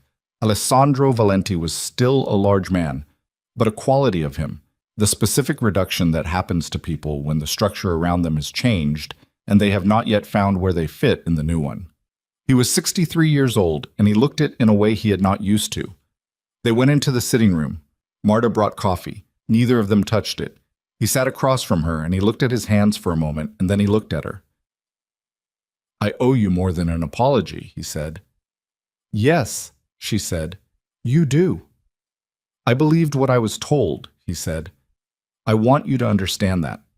I'm not offering it as an excuse. I know it isn't one. But I believed Orsini because I had no reason not to, and I made decisions based on what I believed, and those decisions—" He stopped. "Removed me from the table," she said. "Literally, the chair against the wall." He flinched. She had never seen her father flinch. The sight of it was not satisfying. It was only sad. "I should have fought for you," he said. "Regardless of what the diagnosis said, your value to this family was never—" He stopped again. He was a man who had spent 40 years making precise language do precise work, and he was struggling, and she could see it. "What your mother said about blood." "She was wrong," Serena said. "So were you." "Yes," he said. "We were." The sitting room was quiet. The fire was burning. Outside, the snow was back, steady and soft against the windows. "I'm not interested in punishment," she said. "I want you to understand that. I am also not in a position to tell you everything is fine, because it isn't yet. What I can tell you is that I have work to do and a family to build, and I will spend what energy I have on those things. If you want to be part of them, that will require things from you over time that I'm not ready to specify today." He looked at her. His eyes were very tired. "What can I do right now?" She thought about it.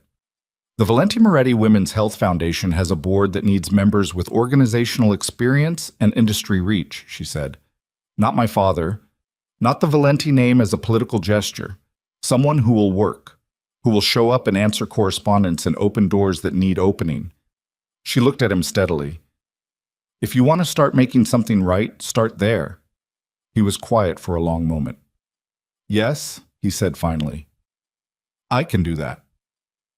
"Good," she said. He left an hour later. She stood at the window and watched his car go down the drive and through the gate and out of sight, and she stayed at the window for a while after, watching the snow come down on the mountain and the bare trees along the drive and the iron gate standing open, because Lucian had told her, on the first night, that the doors in this house would open if she wanted them to. And she had discovered over 4 months that the most important thing about that statement was not the permission it gave her, but the understanding behind it. The understanding that a person who had been locked in rooms needed, before anything else, to know they were not locked in another one. She was not locked. She had not been, since the day she drove up this mountain road with one bag and a sealed medical report and a photograph on her phone and whatever was left of a life she was in the process of remaking. She was building something. The foundation was real, not a gesture, not a political instrument, a functioning organization that had already made contact with 19 of the 31 women on the list and had helped 4 of them access legitimate medical review and 2 of them pursue legal remedies that were now in process. There was more work than there were hours, and she had found over the past months that this was the condition she worked best in. Aria Moretti was born on a Thursday in March, in a hospital 40 minutes from the estate, after 11 hours of labor that Serena would later describe to Mia as the most demanding negotiation of her career, and Mia would laugh harder than she had in years. She was small and red-faced and absolutely furious about being in the world, which Serena recognized as a reasonable response to the circumstances. She screamed with the full commitment of someone who intended to be heard, and she was heard. And the sound of it reached Lucian in the waiting room, and he was through the door before the doctor had finished the announcement. He stood at the edge of the room for a moment. He looked at Serena, who was holding their daughter with the concentrated focus of someone handling something that mattered beyond the capacity of her existing frameworks to contain. Then he looked at the child. His face did something that she had not seen it do. All the careful architecture of it, the control, the deliberateness, the long-trained suppression of visible response, simply vacated, and what was underneath was a man who had spent 8 years keeping himself at a distance from the kind of feeling that could not be managed, and who had now arrived at a place where management was neither available nor wanted. She held the baby toward him. He took her. He held her with the instinctive, careful sureness of a man who had done this before and had had it taken from him and had never expected to do it again.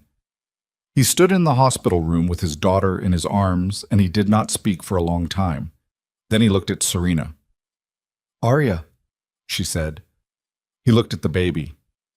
"Arya," he said, and the name in his voice was both a greeting and a statement of something that had no other form. She watched him, and she was very tired and entirely at peace, which were not conditions she had expected to experience simultaneously, and which turned out to fit together in a way she couldn't have planned for because planning had nothing to do with it.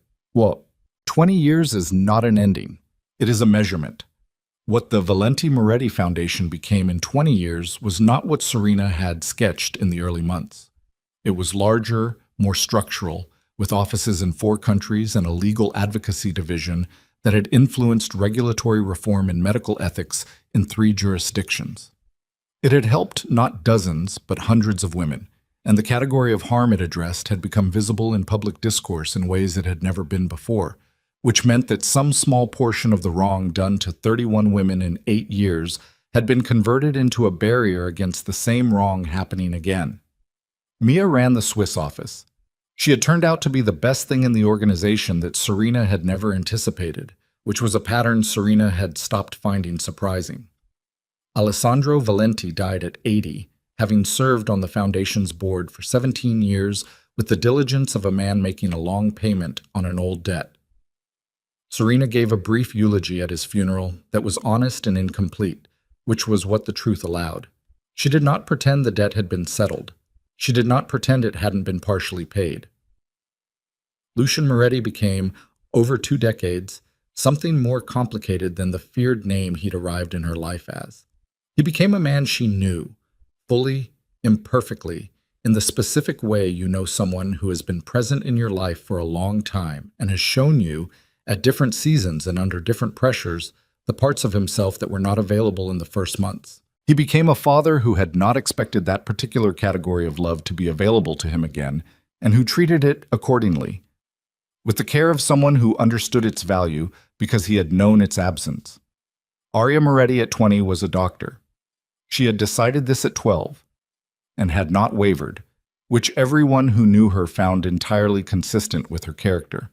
She was direct in the way her mother was direct, with something warmer underneath it that Serena recognized as coming from Lucian, from the man who gave people keys instead of locks, and meant it. On the night before Arya's first day at the hospital where she had been granted a position in women's health, Serena sat with her in the kitchen of the mountain estate. The same kitchen, the same view, though the trees along the drive were taller now and the iron gate had been repainted twice, and they drank coffee and Arya asked her, directly, as she asked everything, "Were you afraid?" when all of it was happening. Serena thought about it honestly, which was the only way she'd known how to answer her daughter's questions. She thought about the conference room with the chair against the wall, the shot through the window, the clinic floor in Milan, the ledger in her coat, the car on a blocked street with Bellori at the window. "Yes," she said, consistently and throughout. "But you kept going." "I kept going." Arya looked at her coffee. "Why?" Serena looked at her daughter, at the person who had existed as an impossibility in a paid document and had become, 20 years later, someone who was about to spend her life helping people the way she herself had needed help. And she said the truest thing she had found in all the time that had passed. "Because the truth doesn't disappear just because someone decided it was inconvenient," she said. "It waits, and if you're willing to go find it, it's still there." Arya looked at her for a long moment. Then she nodded, once, with the quiet conviction of someone who has received information they intend to use. They finished their coffee. The mountain was dark and still outside. The gate stood open at the end of the drive. It had been open for 20 years.